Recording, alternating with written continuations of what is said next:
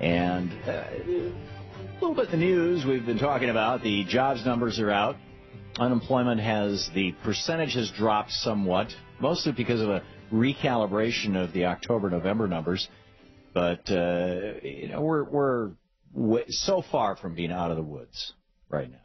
And the tragedy of this, the real tragedy of this, the reason why this is so intractable, the reason why this is going to be so difficult to deal with, and is so difficult to deal with, is because because ever since we stopped having an economy based on manufacturing things, on making things, whether we're selling them for export or whether we're just selling them to ourselves, ever since we stopped having a manufacturing-based economy and went to an economy, we basically went to economy based on bubbles.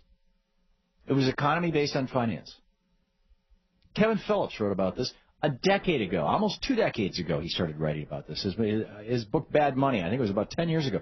And he's maybe not that long, but he's the former Republican strategist saying you can't have an economy without manufacturing. But Tom Friedman wrote this wonderful book, The Olive Tree and the Lexus, or vice versa, and got everybody all excited about just having a flat world. Wouldn't it be cool if the world was flat? Yeah, let's, wouldn't you like to compete with somebody in some other part of the world who's making $2 a day? No? Well, your employer would like you to compete with that person. And your employer, thanks to our Supreme Court, decisions going all the way back to 1803, but largely since 1886, and mostly since the 1980s. It was in 1974 that Lewis Powell wrote the memo. You want to know about this Google Powell Memo? Lewis Powell was a lawyer. He lived in Virginia, Washington, D.C. lawyer, whose next-door neighbor was the president of the Chamber of Commerce. And he wrote a memo to him saying, we need to take over.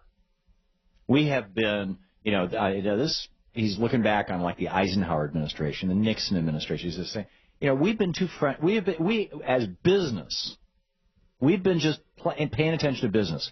We need to pay attention to a whole lot of other things. We need to take over the schools. We need to take over the textbooks. We need to take over the media. We need to have a system for influencing the media. We need to influence public opinion.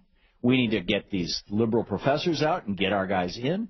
We need to influence economic thinking in this country. We need to take over the Congress. And most importantly, we need to take over the judiciary in the United States so eventually we can have control of the Supreme Court. And out of that memo, and 3 months after he wrote that memo, Richard Nixon put him on the Supreme Court. And thus began a series of decisions like Buckley versus Vallejo and First National Bank versus Bellotti that led right in the straight path to Citizens United. And months after that memo, a bunch of rich guys got together and said, let's create the Heritage Foundation. Let's create the Cato Institute. Let's create, this, that, the other thing. All these things, they all came into being in large part because of that memo that Lewis Powell wrote in 1974, if my memory serves me right on the year. It was within a year or two of that, in any case. And now we have this court system that has said corporations are the same as people and that money is the same as speech, so a millionaire has 1,000,000 times the opportunity to say something of somebody who's only got $1. And as a consequence, democracy itself is at risk in this country.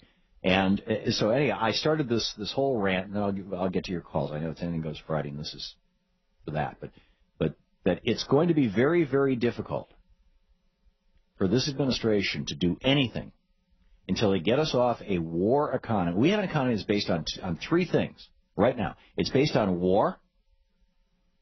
It's based, and most of our manufacturing is war. We're the largest. We produce 30% of all of the weapon systems in the world.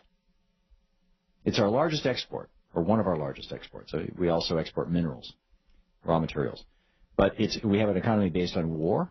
We have an economy based on service industry. You wash my car, I'll mow your lawn. Would you like fries with that? And we have, or actually medicine is probably the largest part of our service industry. It's 12 to 16% of our economy. And we have an economy based on bubbles. We had the stock market bubble of the late 90s. We had the housing bubble of the 2000s. And now, frankly, I think that we have a commodities bubble. The price of food is going up. The price of oil is going up. I believe that this is all thanks to Goldman Sachs and their buddies. The price of gold, all of these commodities, they're all going up at the same time. When all commodities go up at the same time, you've got speculation going on, not shortages. And that bubble will burst. And when it does, we'll be right back where we were in 2008 when the last time that bubble burst, which is, oh, my God, what do we do? Or, oh, my goodness, excuse me. And it's like, where are we going to go with this? We need to bring manufacturing back to this country. And I'm telling you, the political, and Pat Buchanan and I agree on this. Can you imagine? Barry Goldwater and I agree on this. Bernie Sanders and I agree on this. Ron Paul and I agree on this. I'm telling you, the first political party, it's going to be either the Republicans or the Democrats. One of these two parties is going to figure out that the American people are fed up with walking into a store and seeing made on China and on everything. And on the way to that store, driving past 7 empty factories.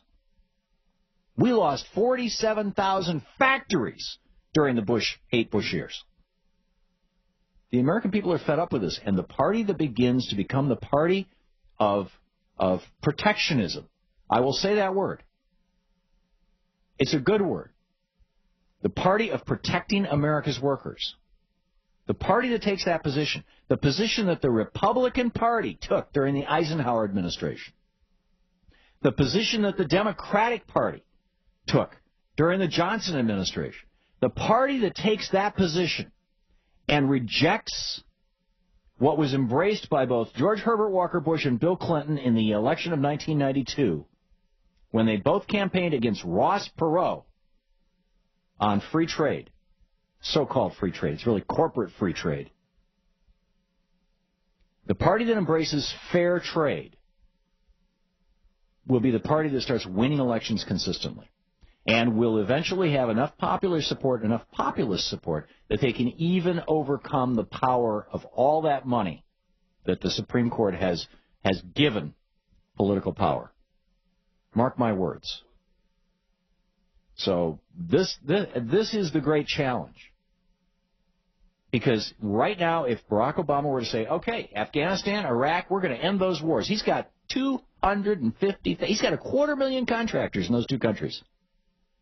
At least.